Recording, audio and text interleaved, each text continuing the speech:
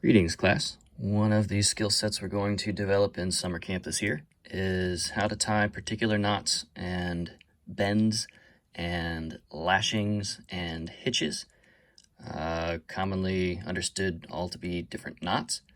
And we'll go through a couple of the ones that are important or useful for your safety and forestry fieldwork and so forth. And also make things like camping and backpacking, fishing, and so forth easier, and so on. So before we get into the specifics of how to tie particular knots, let's go through a couple of just useful terms to understand that I'll use in each knot tying explanation.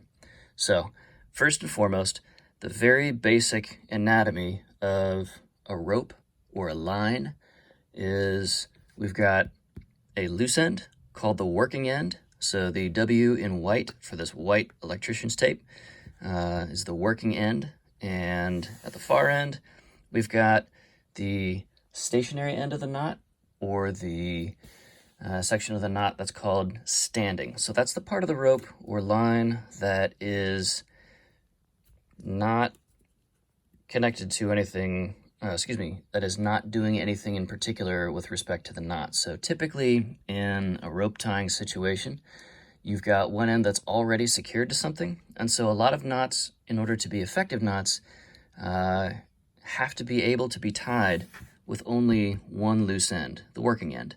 Okay? So, working end, standing end of the knot.